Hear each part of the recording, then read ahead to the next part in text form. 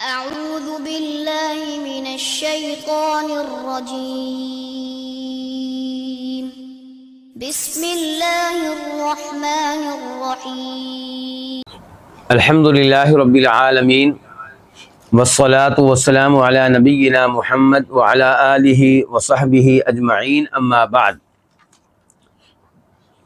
آج ایک دفعہ پھر اللہ کے فضل و کرم سے، اللہ کی توفیق سے، اللہ کی مدد سے، اللہ کی تائید سے ہم عمدۃ الاحکام کے ساتھ ہیں۔ عمدۃ الاحکام صحیح بخاری اور صحیح مسلم کی احادیث پہ مشتمل ایک عظیم الشان کتاب ہے، جس میں فقہی احادیث، احکام و مسائل سے تعلق رکھنے والی احادیث کو جمع کر دیا گیا ہے، اور ہم اب تک پڑھ چکے ہیں 154 احادیث۔ آج ہم شروع کریں گے حدیث نمبر 155 اور موضوع چل رہا ہے آج کل جنازے سے متعلقہ امور، کفن، دفن وغیرہ۔ تو انا عائشہ رضی اللہ عنہا، روایت ہے سیدہ عائشہ رضی اللہ عنہا سے، ام المؤمنین، مومنوں کی یہ ماں ہیں، جو ان کو ماں نہیں مانتا وہ مومن نہیں ہے۔ ان رسول اللہ صلی اللہ علیہ وسلم کفن فی ثلاثۃ اثواب یمانیہ بیض سحولیہ لیس فیہا قمیص ولا عمامہ۔ بے شک رسول اللہ صلی اللہ علیہ وسلم کو کفنایا گیا، آپ کو کفن دیا گیا 3 کپڑوں میں، 3 چادروں میں۔ یمانیہ، وہ چادریں کون سی تھیں؟ یمنی چادریں تھیں۔ جیسے آج کل ہم کیا کہتے ہیں، یہ چیز کہاں کی ہے؟ چائنا کی ہے، یہ جناب کہاں کی بنی ہوئی ہے؟ امریکہ کی ہے۔ تو ایسے ہی کہا جا رہا ہے کہ آپ کو 3 چادروں میں کفن دیا گیا، اور وہ چادریں کہاں کی تھیں؟ یمن کی تھیں۔ بیضن، رنگ کیا تھا؟ سفید رنگ کی تھیں۔ سحولیتن، اور وہ چادریں سہولی تھیں۔ سہولی سے کیا مراد ہے؟ ایک تو یہ ہے کہ اس کا معنی بھی یہ ہے کہ صاف ستھری سفید رنگ کی تھیں، اور یہ چادریں سوتی چادریں ہوا کرتی تھیں۔ اور دوسرے نمبر پہ اس کا معنی یہ ہو سکتا ہے کہ یمن میں ایک گاؤں ہے، اس کی طرف نسبت ہے کہ یمن کی تھیں، اور یمن کے اس گاؤں کی تھیں، جس کی طرف نسبت کیا کہلاتی ہے؟ سہولیہ۔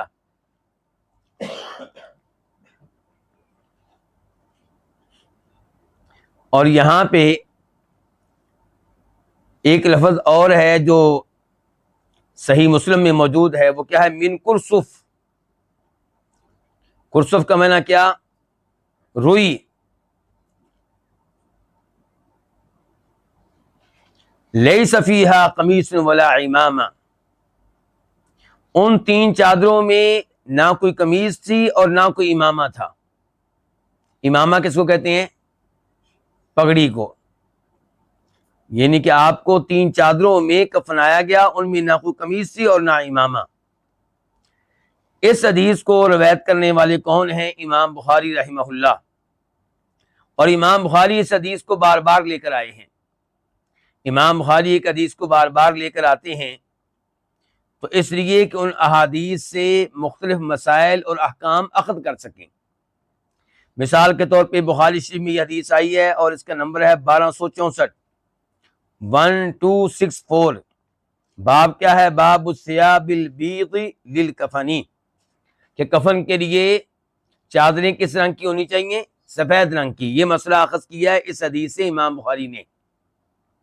پھر وہ اس کو لے کر آئے ہیں 1271 میں، 1271، اور باب کیا ہے؟ باب الکفن بغیر قمیص، کہ کفن میں قمیص شامل نہیں ہوگی۔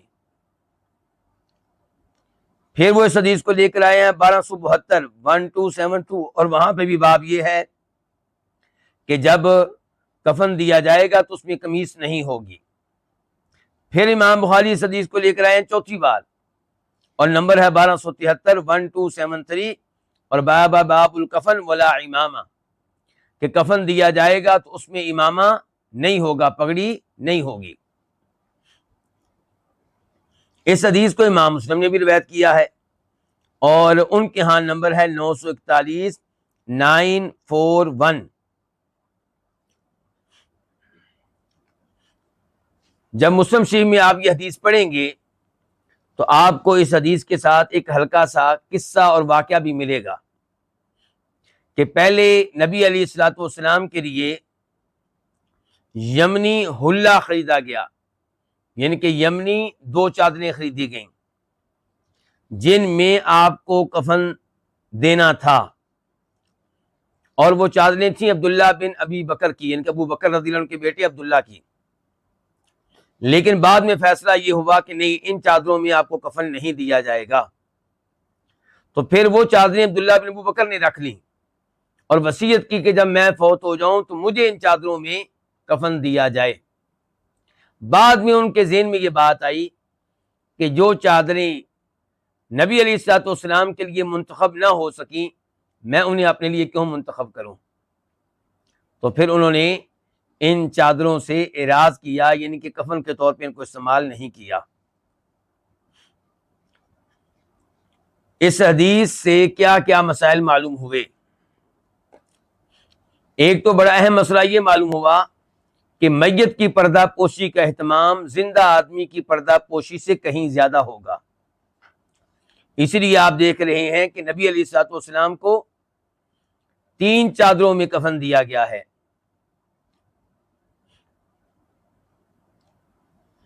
تو اب اس حدیث سے فقہی مسائل کیا معلوم ہوئے؟ نمبر 1 کہ مردوں کو 3 چادروں میں کفن دیا جائے گا اور ان میں قمیص نہیں ہونی چاہیے اور نہ کوئی پگڑی ہونی چاہیے۔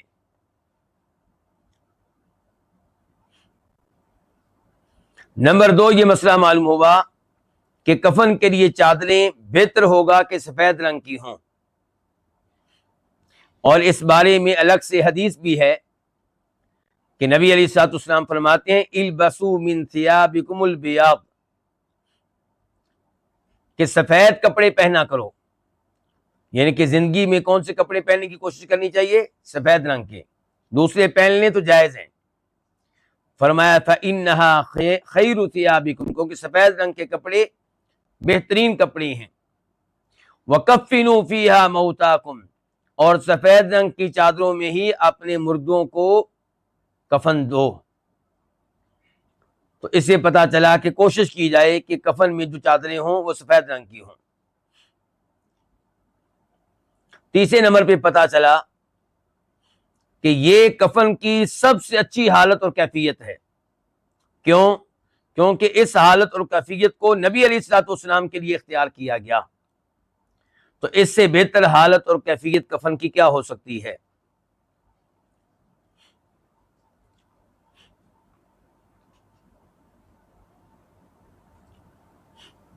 اور اس سے پتا چلا کہ اگرچہ ایک چادر میں بھی کسی کو کفنایا جا سکتا ہے، جیسا کہ مصعب بن عمیر کو ایک ہی چادر دی گئی تھی، اور آپ کے چچا سید الشہداء امیر حمزہ کو ایک ہی چادر دی گئی تھی، لیکن افضل اور بہتر 3 چادریں ہیں۔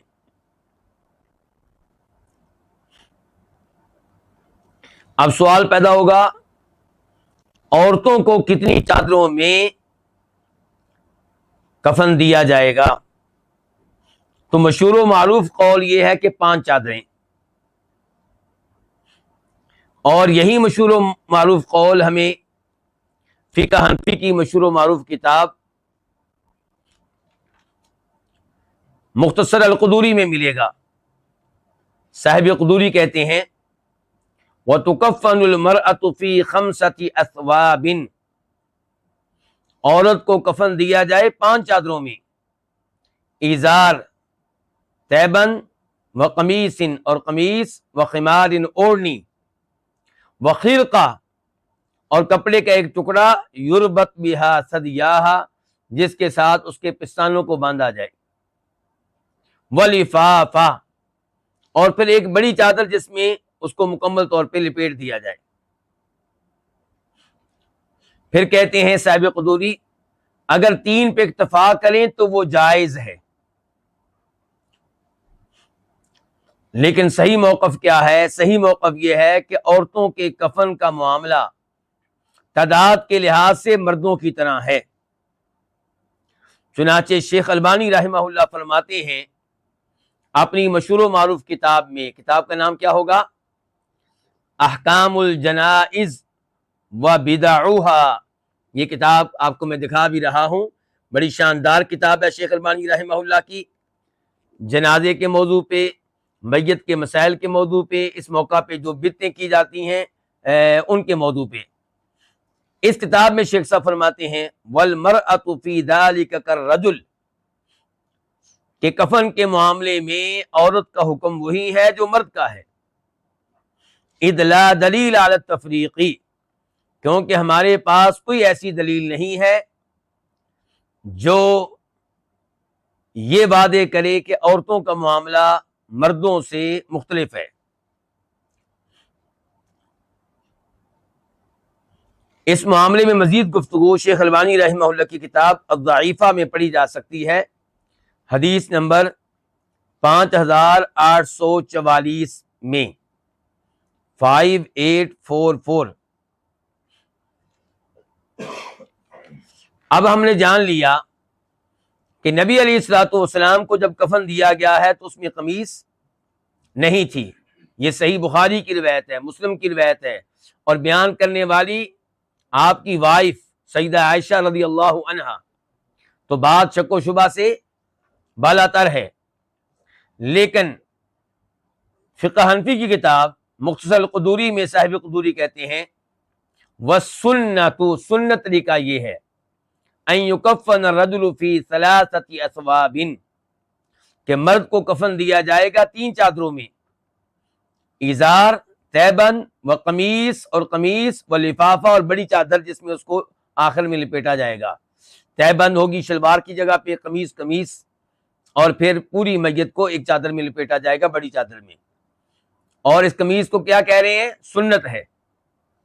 کہتے ہیں فَإِنِ اقْتَصَرُوا عَلَىٰ ثَوْبَيْنِ جَازَ، اور اگر 2 پہ اکتفا کریں تو جائز ہے۔ تو درست بات کیا ہے کہ قمیص میں میت کو کفن دینا یہ سنت نہیں ہے، گنجائش ہے، جائز ہے، ہم یہ نہیں کہہ رہے کہ منع ہے، لیکن اس کو سنت نہ سمجھا جائے، بس یہ سمجھا جائے کہ اس کی گنجائش موجود ہے۔ اور گنجائش کے طور پہ ہمارے سامنے وہ حدیث ہے کہ جب عبداللہ ابن ابی منافقین کا سردار فوت ہوا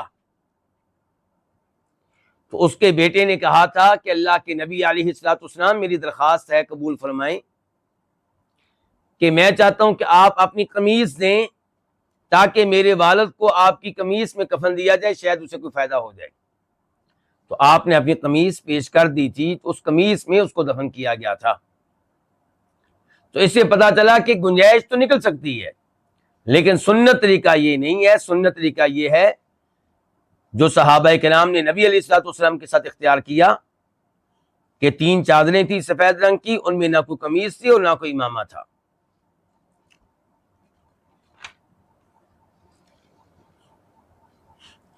اب ہم بڑھتے ہیں حدیث نمبر 156 کی طرف، 156 کی طرف۔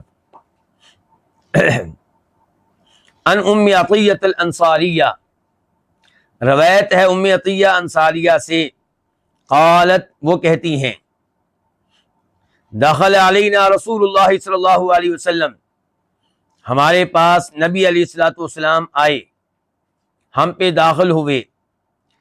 کب؟ حین توفیت ابنتہ زینب، جب آپ کی بیٹی زینب فوت ہوئی۔ یہ زینب کس کے گھر میں تھی علماء کرام؟ جناب عثمان بن عفان کے گھر میں تھی، ان کی وائف تھی۔ اور اس سے پتہ چلا کہ ہاشمیوں کا رشتہ، ہاشمی بچیوں کا رشتہ کسی ایسے لڑکے کو دیا جا سکتا ہے جو ہاشمی نہ ہو۔ نبی علیہ الصلوۃ والسلام نے اپنی ایک بیٹی ہاشمیوں کو دی ہے، جناب علی رضی اللہ تعالیٰ عنہ کو، اور باقی 3 بیٹیاں آپ نے ہاشمیوں کو نہیں دی، ہاشمیوں سے باہر دی ہیں۔ جناب عثمان بن عفان ہاشمی نہیں ہیں، ابو العاص ہاشمی نہیں ہیں۔ فقال، تو آپ نے کہا اغسلنہا ثلاثا، اس کو غسل دینا 3 بار. کس کو؟ میری بیٹی زینب کو. اور اغسلنا یہ الفاظ بتا رہے ہیں کہ آپ کن کو مخاطب کر رہے ہیں؟ عورتوں کو. اغسلنا یہ عورتوں کے لیے ہوتے ہیں، اور ایک عورت کے لیے نہیں ہوتے، جمع کے لیے، زیادہ عورتوں کے لیے. اس کا مطلب ہے عورتیں کم از کم 3 تو ہوں گی، کہ اس کو غسل دو ثلاثاً 3 بار، او خمس یا کتنی بار؟ 5 بار، او اکثر من ذالک یا اس سے زیادہ. ان رأیتن ذالک، اگر تم یہ خیال کرو، اگر تم یہ مناسب سمجھو، یعنی کہ اگر تم یہ سمجھو کہ ہم نے 5 دفعہ غسل دیا ہے اور یہ ناکافی ہے، ابھی غسل کا حق ادا نہیں ہوا. مثال کے طور پہ میت کے جسم سے کوئی ایسی چیز نکل رہی ہے جس کی وجہ سے مزید طہارت کا اہتمام ضروری ہے، تو پھر اس سے زیادہ بار بھی غسل دیا جا سکتا ہے. آپ نے کہا تھا بماء و سدر، ان الفاظ کا تعلق کس سے ہے؟ اغسلنہا سے، کہ غسل دینا ہے پانی کے ساتھ اور بیری کے پتوں کے ساتھ. یعنی کہ پانی میں بیری کے پتے ڈالے جائیں اور انہیں آگ پہ رکھا جائے. تو یہ پانی غسل کے لیے بہترین پانی ہے. زندگی میں بھی غسل کیا جائے تو یہ بہترین پانی ہے. آج ہم لوگ صابن استعمال کرتے ہیں اور شیمپو استعمال کرتے ہیں اور سمجھتے ہیں کہ پتہ نہیں ہم نے نظافت کے لیے، صفائی کے لیے کیا کچھ حاصل کر لیا ہے، اور پرانے لوگ پتہ نہیں کیا کرتے ہوں گے. ہمیں معلوم ہونا چاہیے کہ ان کی صفائی ہم سے کہیں بہتر تھی، اور ان کی صفائی میں کوئی ایسی چیز نہیں تھی جو جسم کے لیے خطرناک ہو. ہم جو صابن استعمال کرتے ہیں، شیمپو استعمال کرتے ہیں، پتہ نہیں اس میں کیا کیا کیمیکل ہوتے ہیں، کیا کیا ان کے نقصانات ہوتے ہیں. جو چیز وہ استعمال کرتے تھے وہ بہترین تھی. وَجْعَلْنَا فِي الْآخِرَةِ كَافُورًا، اور تم ڈالو آخری غسل میں کافورن، کافور، او شیئا من کافور، یا کافور میں سے کچھ. یہ خوشبو ایک قسم کی خوشبو ہے جس کو میت کے لیے استعمال کیا جاتا ہے، اور اس کی خصوصیت یہ ہے کہ یہ جسم کو سخت کر دیتی ہے. فَإِذَا فَرَغْتُنَّ، پس جب تم فارغ ہو جاؤ کس چیز سے؟ غسل سے. فَآذِنَّنِي، تو مجھے اطلاع دے دینا، مجھے خبر دے دینا، مجھے آگاہ کر دینا. فَلَمَّا فَرَغْنَا، جب ہم فارغ ہو گئیں، بس جب ہم فارغ ہو گئیں، ہاں جی اب مجھے پتہ چلے گا آپ میرے ساتھ ہیں کہ نہیں. کون کہہ رہا ہے کہ ہم فارغ ہو گئیں؟ ام عطیہ، اس حدیث کی راویہ کہتے ہیں آذناہ، بس جب ہم فارغ ہو گئیں تو ہم نے آپ کو خبر دی، آپ کو آگاہ کیا، آپ کو اطلاع دی. فَآطَانَا حَقْوَهُ، تو آپ نے ہمیں دی حقوہ، اپنی تہ بند،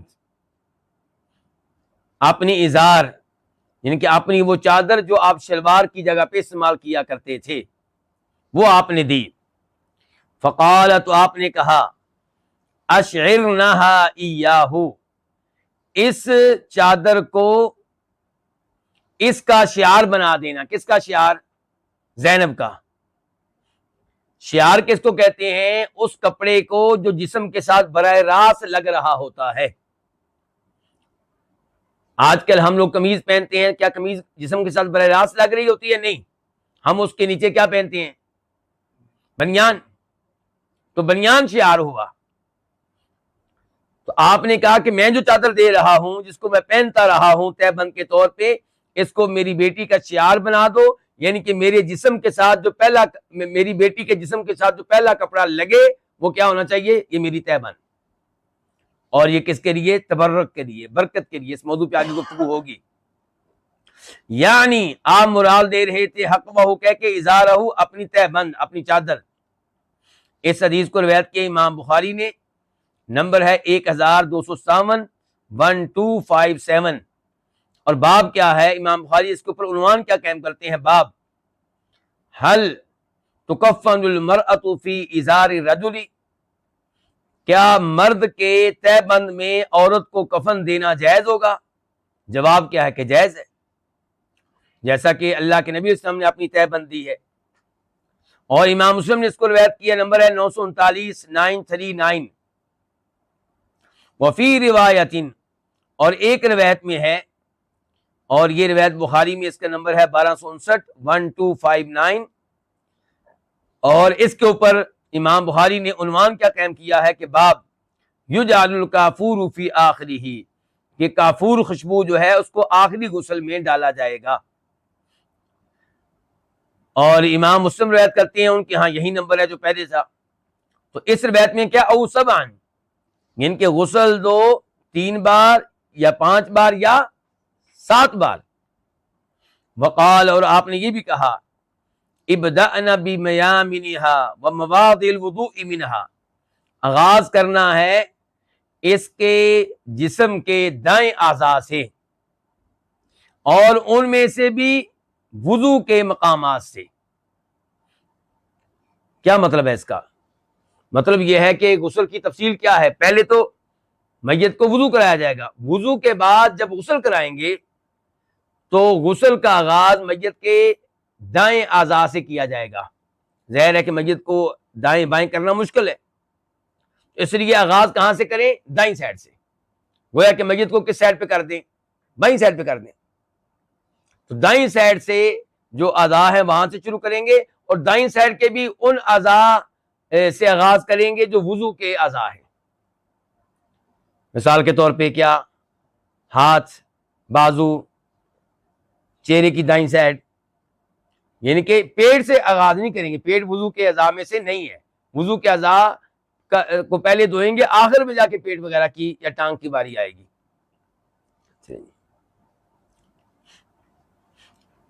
اچھا، اس روایت کے اوپر امام بخاری نے باب کیا قائم کیا ہے؟ باب نمبر ہے 1256 1256. باب مواضع الوضوء من المیت، میت کے وضو کے مقامات اور اعضاء.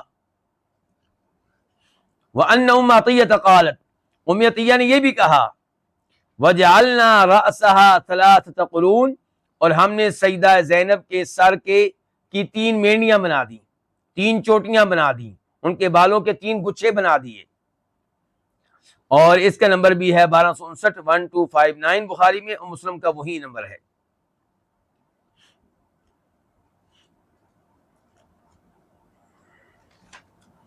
اس حدیث سے کیا کیا مسائل ہمیں معلوم ہو رہے ہیں؟ نمبر 1،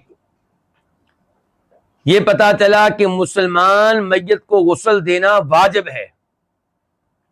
یہ وجوب کا کیسے پتا چلا جی؟ جی علماء کرام، آپ نے کیا کہا؟ اغسلنھا، اس کو غسل دو.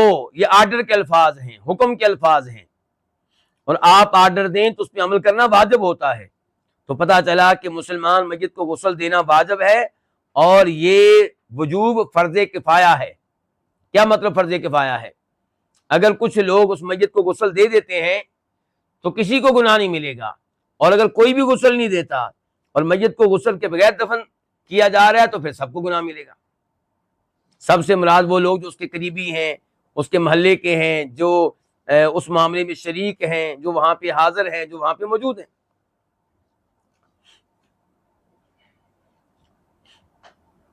اور اس کی مزید تائید دوسری حدیث سے بھی ہوتی ہے جو آگے آنے والی ہے، کہ ایک صحابی حج کے دوران میدان عرفات میں اپنی اونٹنی سے گر گئے، گردن ٹوٹ گئی، فوت ہو گئے. تو آپ نے کہا تھا اغسلوہ بماء وسدر، ان کو غسل دو. امر کے الفاظ ہیں، وہاں پہ بھی آرڈر کے الفاظ ہیں. ان کو غسل دو پانی کے ساتھ اور بیری کے پتوں کے ساتھ. نمبر 2 جو مسئلہ ہمیں معلوم ہوا اس حدیث سے کہ عورت کو غسل دینے والی عورتیں ہی ہوں گی،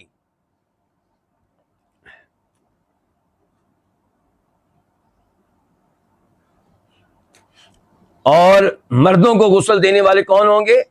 مرد ہوں گے. یہ ہمیں کیسے پتا چلا؟ کہ دیکھیں یہاں پہ نبی علیہ السلام نے خود غسل نہیں دیا اپنی بیٹی کو، کیونکہ آپ مرد ہیں. آپ نے کن کی ڈیوٹی لگائی ہے؟ عورتوں کی. علماء کرام جاگ رہے ہیں نا؟ کن کی ڈیوٹی لگائی ہے؟ عورتوں کی ڈیوٹی لگائی ہے. تو اس سے پتا چلا کہ عورت کو غسل عورتیں ہی دیں گی اور مردوں کو غسل مرد ہی دیں گے. لیکن ہر قاعدے میں کوئی نہ کوئی استثناء ہوتا ہے. ایسے ہی ہے جی، ہر قاعدے میں کوئی نہ کوئی گنجائش ہوتی ہے. تو یہاں پہ کیا استثناء ہے کہ مرد اپنی بیگم کو غسل دے سکتا ہے، اور عورت اپنے خامند کو غسل دے سکتی ہے۔ اس کی کیا دلیل ہے؟ ایک دلیل تو یہ ہے کہ شریعت نے اسے منع نہیں کیا۔ زندگی میں کیا کوئی عورت اپنے خامند کو غسل دے سکتی ہے؟ مثال کے طور پہ خامند بیمار ہے، اس کو نہلا سکتی ہے؟ بالکل نہلا سکتی ہے۔ خامند اپنی بیوی کو غسل دے سکتا ہے؟ بالکل دے سکتا ہے زندگی میں، تو مرنے کے بعد بھی یہی حکم ہے۔ یہ پہلی دلیل۔ دوسرے نمبر پہ ہمارے پاس مزید احادیث ہیں۔ پہلی حدیث سیدہ عائشہ راوی ہیں، کہتی ہیں کہ لو کنت استقبلت من امری ما استدبرت ما غسل النبی صلی اللہ علیہ وسلم غیر نسائہ،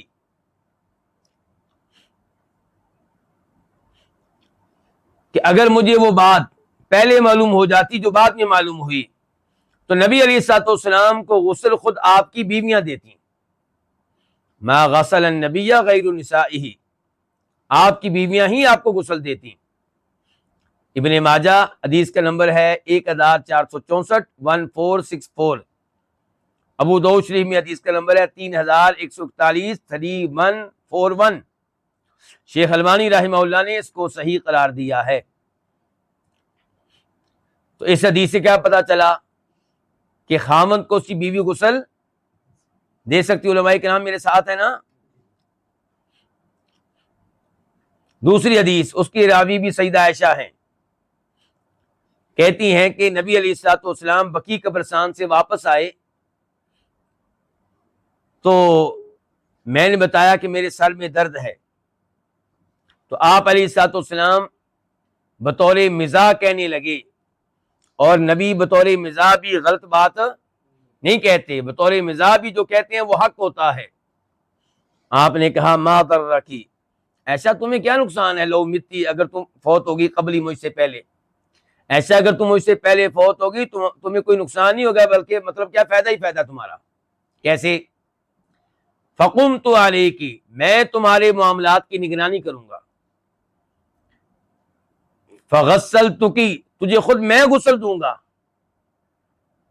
نبی علیہ السلام بطور خامد اپنی بیوی سے کیا کہہ رہے ہیں؟ تمہیں میں غسل دوں گا، وکفنتکی، اور تجھے خود میں کفن دوں گا، وصلیت علیکی، تمہاری نماز جنازہ ادا کروں گا، پڑھاؤں گا، ودفنتکی، اور تمہیں خود میں دفن کروں گا۔ اس حدیث کو روایت کیا امام احمد نے اپنی مسند میں، نمبر ہے 25908 25908، اور امام ابن ماجہ نے اپنی سنن میں، نمبر ہے 1465 1465، اور شیخ البانی رحمہ اللہ نے اس حدیث کو حسن درجے کی حدیث قرار دیا ہے۔ تو خاوند اپنی بیوی کو غسل دے سکتا ہے، بیوی اپنے خاوند کو غسل دے سکتی ہے، اور اگر سچ پوچھیں تو عورت کو غسل دینے کے لیے خاوند سے بہتر کوئی نہیں ہے، اور مرد کو غسل دینے کے لیے بیوی سے بہتر کوئی نہیں ہے، اگر وہ غسل کا حق ادا کر سکیں تو۔ لیکن ظاہر ہے کہ بیویاں خاوند کو اتنی آسانی سے غسل نہیں دے سکتی، بیچاری پریشان ہوتی ہیں خاوند کے فوت ہو جانے کی ٹینشن میں، ان میں اتنی ہمت کہاں کہ غسل دیں۔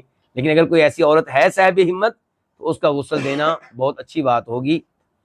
جناب ابوبکر صدیق رضی اللہ عنہ کے بارے میں روایات میں یہ آتا ہے کہ ان کو غسل ان کی وائف نے دیا تھا۔ کیا نام ہے ان کی وائف کا، کون بتائے گا؟ اسماء بنت امیس۔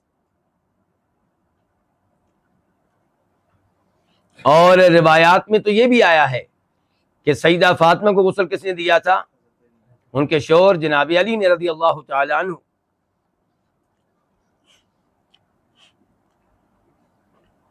نمبر 3، تیسرا مسئلہ جو اس حدیث سے معلوم ہو رہا ہے وہ یہ ہے کہ غسل 3 بار کم از کم دیا جائے، اگر یہ بھی ناکافی ہو تو 5 بار دیا جائے، اگر 5 بار بھی ناکافی ہو تو 7 بار دیا جائے، یہ بھی ناکافی ہو تو اس سے زائد بار دیا جائے۔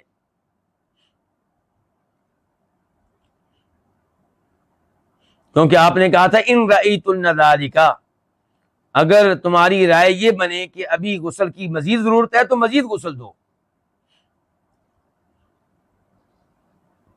اور اگر عورت کی شرمگاہ سے یا مرد کی شرمگاہ سے، میت کی شرمگاہ سے مسلسل گندگی نکل رہی ہے اور بہت زیادہ غسل دینے کے باوجود سلسلہ رک نہیں رہا، تو پھر اس جگہ کو کسی چیز کے ساتھ بند کر دیا جائے۔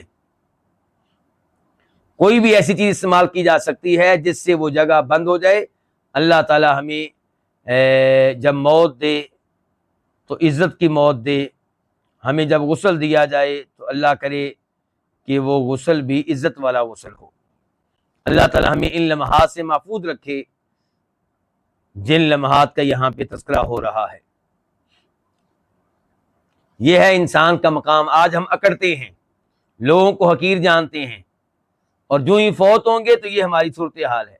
لوگ ہمیں غسل دے رہے ہیں، لوگ ہمیں استنجا کرا رہے ہیں۔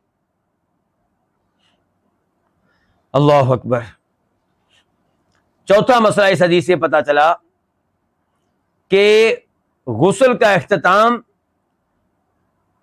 طاق عدد پہ ہونا چاہیے، 3 بار یا 5 بار یا 7 بار یا 9 بار، یعنی کہ 4 یا 6 یا 8 نہیں، جفت عدد پہ نہیں بلکہ طاق۔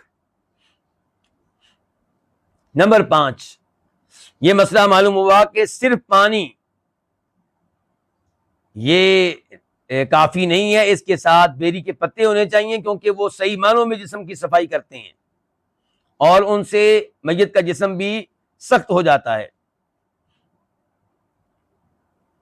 اور اس سے یہ بھی مسئلہ معلوم ہوا کہ اگر پانی میں کوئی پاک چیز ڈالی جائے تو وہ پانی تب بھی پاک رہتا ہے اور پاک کرنے والا رہتا ہے۔ یہاں پہ آپ کیا کہہ رہے ہیں؟ پانی میں کیا ڈال دو؟ بیری کے پتے۔ بیری کے پتے پاک ہیں کہ نہ پاک ہیں؟ پاک ہیں۔ تو کیا بیری کے پتے ڈال دینے سے پانی کی یہ خصوصیت ختم ہوگی کہ وہ پاک کرتا ہے؟ قائم رہی، بلکہ اس میں اضافہ ہو گیا۔ تو اس لیے یہ پانی کیا ہے؟ پاک ہے، جب تک کہ پانی کے نام تبدیل نہ ہو جائے۔ اگر آپ پانی میں کوئی ایسی چیز ڈال دیتے ہیں جس سے پانی کے نام ہی تبدیل ہو گیا ہے تو اب اس سے طہارت ممکن نہیں رہے گی، وضو کرنا ممکن نہیں رہے گا۔ مثال کے طور پہ پانی میں آپ نے کیا ڈال دیا؟ دودھ۔ اب اس کو کوئی پانی نہیں کہے گا۔ آپ نے اس میں لسی ڈال دی ہے، اب اس کو کوئی پانی نہیں کہے گا۔ روح افزا ڈال دیا، اب اس کو کوئی پانی نہیں کہے گا۔ یاد رہے کہ بیری کے پتوں کی جگہ پہ موجودہ زمانے میں جدید اشیاء میں سے کچھ چیز ڈالی جا سکتی ہے، لیکن ہم کسی کو یہ اجازت نہیں دیں گے کہ وہ یہ سمجھے کہ آج جو چیز ہم ڈال رہے ہیں یہ زیادہ بہتر ہے اس چیز سے جو اللہ کے رسول نے بتائی ہے۔ اگر کسی کی یہ رائے ہے تو اس رائے کے ہم صریحاً خلاف ہیں۔ جو چیز ہمارے نبی نے بتائی ہے الحمدللہ وہ سب سے بہتر ہے۔ لیکن آپ اس میں شیمپو ڈالنا چاہتے ہیں، صابن ڈالنا چاہتے ہیں تو انشاءاللہ کام چلے گا۔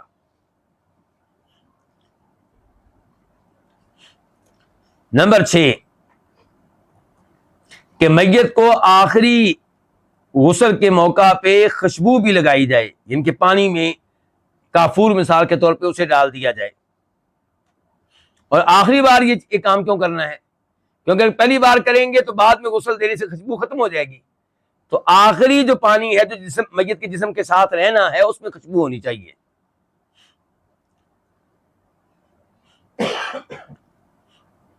اور بہتر یہ ہے کہ وہ خوشبو کیا ہو؟ کافور۔ کافور کا فائدہ کیا ہے کہ یہ بھی جسم کو اس سے جسم مضبوط ہوتا ہے اور جلدی جسم خراب نہیں ہوتا، فاسد نہیں ہوتا۔ نمبر 7 کہ غسل کا آغاز جسم کے قابل عزت اعضاء سے کریں، اور وہ کون ہیں؟ دائیں، اور دائیں اعضاء میں سے بھی کون سے؟ وضو کے اعضاء۔ نمبر 8، 8واں مسئلہ کہ عورت کے بالوں کی 3 مینڈیاں، 3 چوٹیاں، 3 گچھے بنائے جائیں اور ان کو میت کی کس جانب ڈالا جائے؟ پچھلی جانب ڈالا جائے۔ اور یہاں پہ ہمیں فقہ حنفی سے اختلاف ہے۔ فقہ حنفی میں کیا ہے؟ صاحب قدوری المختصر میں کہتے ہیں وَيُجْعَلْ شَعْرُهَا عَلَى صَدْرِهَا، عورت کے بال کہاں ڈالے جائیں گے؟ اس کے سینے پہ، جبکہ سنت سے کیا ثابت ہے کہ عورت کی پچھلی جانب۔ نمبر 9، مسئلہ نمبر 9، نبی علیہ الصلوۃ والسلام کی اشیاء سے تبرک لینا یہ جائز ہے، یہ درست ہے، لیکن یہ چیز خاص ہے نبی علیہ الصلوۃ والسلام کے ساتھ۔ کوئی کہے کہ یہی معاملہ ہم کریں گے اپنے پیر صاحب کے ساتھ، ان کی چادر جو وہ پہنتے ہیں وہ اپنی میت کو پہنائیں گے تو میت کو فائدہ ہوگا، تو یہ بات غلط ہے۔ کوئی کہے کہ ہمارے مولوی صاحب، ہمارے عالم دین، ہمارے استاد جی وہ جو رومال پہنتے ہیں اس کو ہم بطور چادر استعمال کر لیتے ہیں، تو یہ بات غلط ہوگی، کیونکہ صحابہ کرام نے تبرک کا معاملہ کیا ہے صرف نبی علیہ الصلوۃ والسلام کے ساتھ۔ انہوں نے یہ معاملہ ابو بکر صدیق رضی اللہ عنہ کے ساتھ نہیں کیا، عمر فاروق کے ساتھ نہیں کیا، جناب عثمان کے ساتھ نہیں کیا، جناب علی کے ساتھ نہیں کیا۔ ایسا کہیں صحیح سند سے آپ کو نہیں ملے گا کہ جناب ابو بکر سے کہا گیا ہو کہ آپ اپنی چادر دیں تاکہ ہم اپنی میت کو اس میں کفنائیں، برکت ملے گی، یا آپ پانی، آدھا پانی جو آپ نے گلاس پیا باقی آدھا ہمیں دے دیں، اس میں برکت ہے۔ یہ تبرک وغیرہ کا معاملہ خاص ہے اہل حدیثوں، سلفیوں، کس کے ساتھ؟ نبی علیہ الصلوۃ والسلام کے ساتھ۔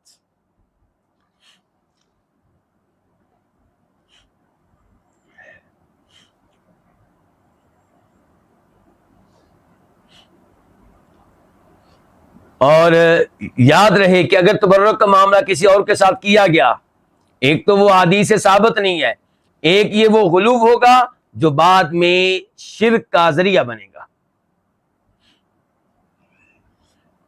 اب ہم بڑھتے ہیں حدیث نمبر 157 کی طرف۔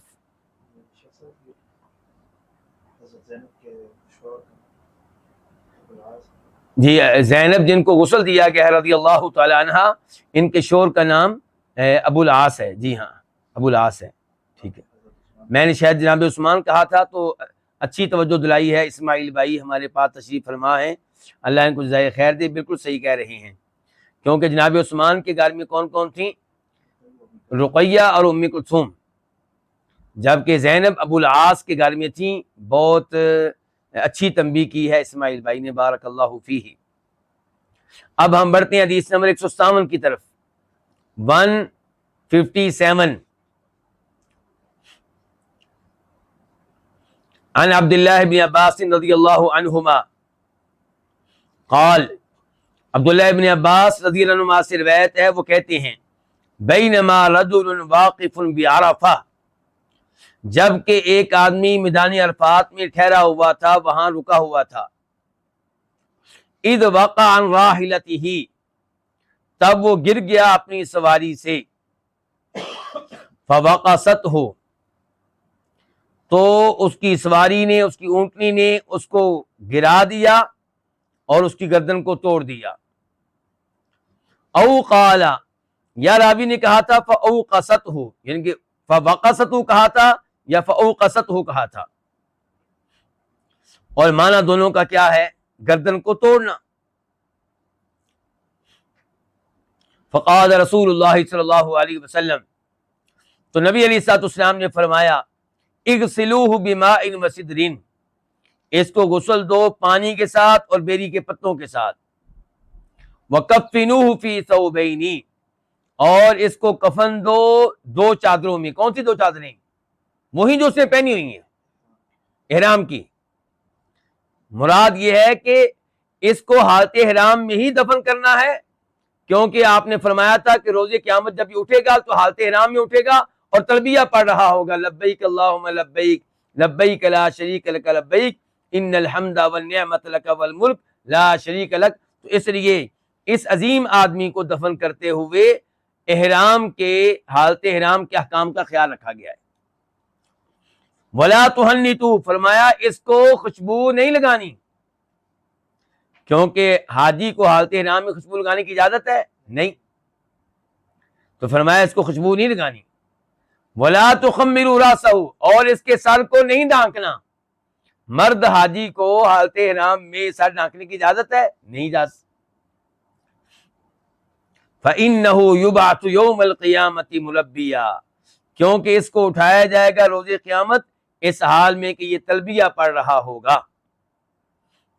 اس حدیث کو روایت کیا امام بخاری نے، نمبر ہے 1256 1265، اور باب ہے باب الکفن فی ثوبین، دو چادروں میں کفن دینا۔ تو ایک چادر میں، دو چادروں میں کفن دینا جائز ہے، لیکن سنت کیا ہے؟ 3، افضل کیا ہے؟ 3۔ اور پھر امام بخاری اس کو دوبارہ لے کر آئے ہیں، نمبر ہے 1266 1266، باب کیا ہے؟ باب الحنوط للمیت، کہ میت کو خوشبو لگائی جائے گی۔ یہ ہے امام بخاری کی فقاہت۔ اللہ کے رسول نے کیا کہا ہے کہ اس کو خوشبو نہیں لگانی، کیوں؟ کیونکہ حالت احرام میں ہے۔ امام بخاری نے اس سے مسئلہ کیا اخذ کیا کہ اس کا مطلب ہے باقی میتوں کو لگائی جائے گی۔ چلیں جی، پھر امام بخاری اس کو تیسری بار لے کر آئے ہیں، نمبر ہے 1267 1267، اور باب کیا ہے؟ باب کیف یکفن المحرم، جو حالت احرام میں فوت ہو جائے اس کو کیسے کفن دیا جائے گا۔ پھر امام بخاری اس کو لے کر آئے ہیں 1849 کے طور پہ 1849، اور باب ہے باب المحرم یموت بعرفہ، اس محرم کا حکم، اس شخص کا حکم جو حالت احرام میں ہے، حج میں ہے اور میدان عرفات میں فوت ہو جائے۔ پھر امام بخاری اس کو ایک دفعہ پھر لے کر آئی ہے، نمبر ہے 1851 1851، اور باب ہے سنت المحرم اذا مات، کہ محرم کا طریقہ، محرم کے لیے سنت طریقہ جب کہ فوت ہو جائے۔ تو امام بخاری نے یہ ثابت کیا ہے کہ اگر کوئی حالت احرام میں فوت ہو جاتا ہے، حج اس کا نامکمل ہے، تو وہ حج نامکمل ہی رہے گا، کسی اور کی ڈیوٹی نہیں لگائی جائے گی کہ آپ اس کے حج کو مکمل کریں۔ تو آپ دیکھیں امام بخاری اس ایک حدیث کو کتنی بار لے کر آئے ہیں؟ کئی بار۔ کیوں؟ مسائل اخذ کرنے کے لیے۔ یہ ہے امام بخاری کی فقاہت۔ امام بخاری ایک حدیث کو بار بار لا کر اس سے نئے نئے مسائل اخذ کرتے ہیں، اور ساتھ ہی امام بخاری کی یہ خوبی ہے کہ جب بھی امام بخاری حدیث کو دوبارہ لے کر آئیں گے اس میں کوئی نہ کوئی اضافی فائدہ ہوگا، متن کے لحاظ سے یا سند کے لحاظ سے۔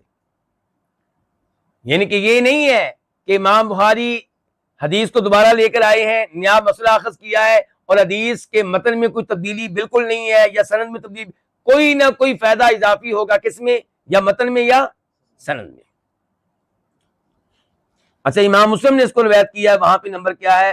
1206 1206، وفی روایت، اور ایک روایت میں الفاظ یہ ہیں، اور یہ مسلم کی روایت ہے کہ ولا تخمروا وجهه ولا رأسه، کہ نہ اس کے چہرے کو ڈھانکنا اور نہ اس کے سر کو۔ پتا چلا کہ حاجی کو حالت احرام میں، عمرہ کرنے والے کو حالت احرام میں اگر مرد ہے تو نہ سر ڈھانکنے کی اجازت ہے اور نہ ہی چہرہ۔ اب دیکھتے ہیں اس حدیث سے کیا کیا مسائل معلوم ہوئے۔ نمبر 1، وہی مسئلہ جو پہلے ہم پڑھ چکے ہیں کہ میت کو غسل دینا واجب ہے، اس لیے آپ نے حکم دیا ہے اغسلوہ، اس کو غسل دو، اور یہ حکم آپ کا فرض کفایہ ہے۔ فرض کفایہ کی پہلے وضاحت ہو چکی ہے۔ نمبر 2، یہ پتا چلا کہ محرم کو حالت احرام میں بھی غسل دینا جائز ہے۔ نمبر 3، میت کی صفائی کا اہتمام کرنا چاہیے، اسی لیے نبی علیہ السلام نے کہا ہے کہ غسل صرف پانی کے ساتھ نہیں دینا، بلکہ پانی میں کیا ڈالنے ہیں؟ بیری کے۔ ہاں، کوئی یہ نہ سوچے کہ اب یہ تو مٹی میں ہی جا رہا ہے، قبر میں جا رہا ہے، کیا ضرورت ہے اتنا اہتمام کرنے کی؟ نہیں، اس کی صفائی کا، اس کی پاکیزگی کا اہتمام کیا جائے۔ نمبر 4، وہی مسئلہ جو پہلے معلوم ہم پڑھ چکے ہیں کہ پانی میں اگر پاک چیزیں شامل کر دی جائیں اور پانی کا نام پانی ہی رہے تو وہ پانی پاک بھی ہے، پاک کرنے والا بھی ہے۔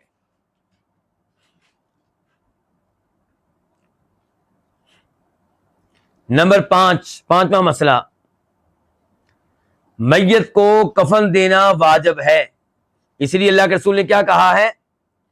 وَكَفِّنُوهُ، آرڈر کے الفاظ ہیں، اس کو کفن دو۔ اور یاد رہے کہ کفن کا معاملہ قرض کے معاملے سے پہلے ہے، وصیت سے پہلے ہے، وراثت سے پہلے ہے۔ کیا مطلب؟ ایک میت نے مثال کے طور پہ فوت ہوتے وقت صرف 2000 روپیہ چھوڑا ہے، اور اس کو کفن دینے کے لیے کوئی تیار نہیں ہے، تو اسی کے چھوڑے ہوئے 2000 پیسے کیا لی جائیں گی؟ 2 چادریں لی جائیں گی، ان میں اس کو کفن دیا جائے گا، حالانکہ قرض وہ بھی موجود ہے جو کہہ رہا ہے جی اس نے میرا 1500 روپیہ قرض دینا ہے، اور وہ بھی موجود ہے جو کہہ رہا ہے جی اس کو یہ تو مجھے وصیت کر کے گیا تھا کہ میری وراثت کے مال میں سے 1000 روپیہ تو لے لینا، اور وارث بھی کھڑے ہیں، وہ کہتے ہیں ہمیں کیا ملے گا۔ ان تینوں کو کہا جائے گا آپ پیچھے ہٹ جائیں، کفن کا معاملہ پہلے ہے، قبر کا معاملہ پہلے ہے۔ 6 نمبر پہ مسئلہ یہ ہے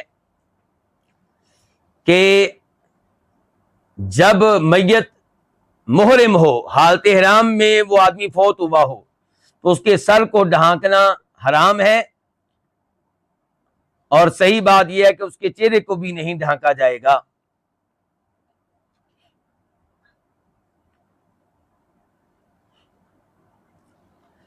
ساتویں نمبر پہ ہمیں یہ مسئلہ معلوم ہوا کہ خوشبو لگانی اس شخص کے لیے جائز نہیں ہے جو حالت احرام میں ہے، چاہے وہ زندہ ہو چاہے مردہ ہو، مرد ہو یا عورت ہو۔ نمبر 8 کہ جو شخص حالت احرام میں ہے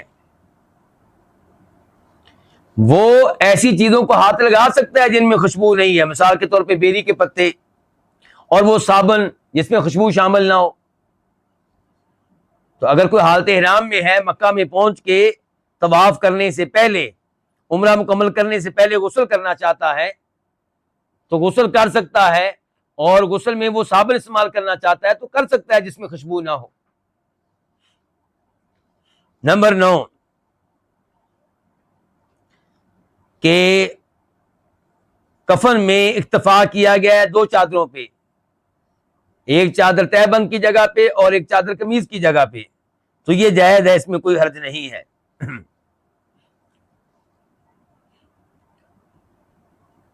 فضیلت معلوم ہوئی اس شخص کی جو حالت احرام میں فوت ہو جائے، کیونکہ نبی علیہ السلام فرما رہے ہیں کہ روز قیامت جب اٹھے گا تب بھی کیا پڑھ رہا ہوگا؟ تلبیہ پڑھ رہا ہوگا۔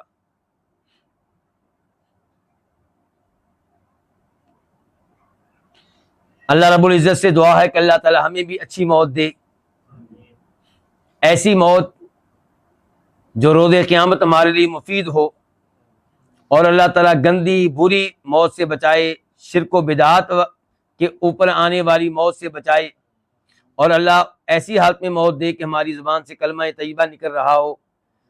وصلی اللہ تعالی علی نبینا محمد وعلی آلہ وصحبہ اجمعین۔ ایک اعلان سن لیجئے گا، کل انشاءاللہ عشاء کے بعد، یعنی کہ اعلانات آپ دیکھ چکے ہوں گے، وقت آپ کو معلوم ہو جائے گا انشاءاللہ، العقیدہ الواسطیہ کا درس ہو رہا ہے پہلی بار، العقیدہ الواسطیہ، پرسوں معذرت کے ساتھ پرسوں، کل نہیں، کل تو درس ہے کس کا؟ درر بھیا کا، کل درر بھیا کا درس ہے، پرسوں منگل کو العقیدہ الواسطیہ کے درس کا آغاز ہو رہا ہے۔ تو آپ سے گزارش ہے کہ شروع سے ہی اس درس کا حصہ بنے، اور کتاب آپ کے ہاتھ میں ہو، پین آپ کے ہاتھ میں ہو، قلم آپ کے ہاتھ میں ہو، پھر پڑھنے کا مزہ آتا ہے۔ امام ابن تیمیہ کی کتاب ہے، مؤلف بہت عظیم ہے، کتاب بھی بہت عظیم ہے، کتاب کا موضوع بھی بہت عظیم ہے۔ کتاب کا موضوع کون ہے؟ خود اللہ رب العزت، اللہ کے نام، اللہ کی صفات، اور ہمارا عقیدہ، عقیدے کے بہت سے مسائل۔ تو اس میں ہمیں پڑھنے کا موقع ملے گا کہ کس معاملے میں کون سا عقیدہ درست ہے اور کون سے غلط عقائد ہیں جن سے ہم نے دور رہنا ہے۔ تو آپ بڑے ہی ذوق و شوق سے اس درس کا حصہ بنیں، یہ سوچ کر کہ مجھے اللہ کے بارے میں جاننے کا موقع ملے گا، اور اللہ تعالیٰ میرے اوپر راضی ہوگا جب میں اس درس کا حصہ بنوں گا یا بنوں گی۔ دوسروں کو بھی ترغیب دیں، خود بھی شریک ہوں۔ وصلی اللہ تعالی علی نبینا محمد وعلی آلہ وصحبہ اجمعین۔